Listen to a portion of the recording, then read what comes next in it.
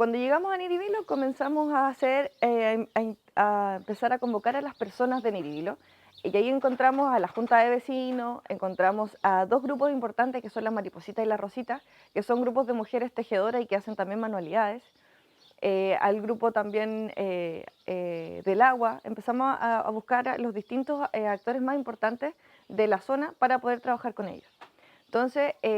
todas las semanas nos juntamos y vamos desarrollando actividades artísticas en las que vamos conversando distintos puntos y con distintas herramientas de nuestro equipo, vamos desarrollando una actividad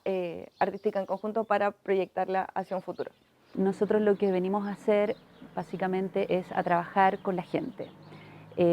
Nuestro objetivo principal es poder, a través del arte y de las distintas prácticas artísticas, es poder conectar a las personas, conectar a la comunidad entre sí. En esta residencia en particular nos toca por primera vez trabajar con gente adulta, entonces se ha hecho todo muy divertido porque estamos acostumbrados a trabajar con niños y ahora trabajar con adultos es más distinto,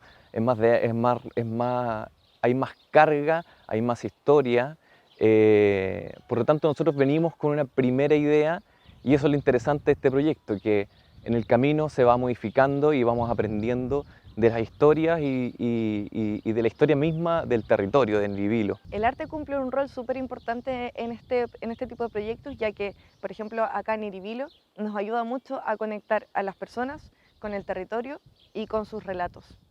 Entonces, a través del arte nosotros vamos conectando todas estas herramientas y vamos generando un proyecto de arte comunitario. Esperamos trabajar acá durante 3 meses y poder conocer los relatos de la gente y también poder visibilizar la historia de Niribilo a la historia también de Chile y al presente y el futuro que hoy se estamos construyendo.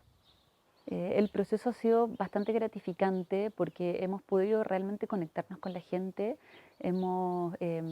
logrado a través de dinámicas teatrales y artísticas hacer que ellos se encuentren, que salgan de su zona de confort y que empiecen a conocer realmente al vecino que tienen al lado, que se encuentran de camino, pero en el que no establecían más vínculos personales. Hemos tenido la oportunidad de ver cómo ellos mismos se sorprenden de conocer la historia de su pariente, la historia de su vecino, la historia del pueblo, de los alrededores también.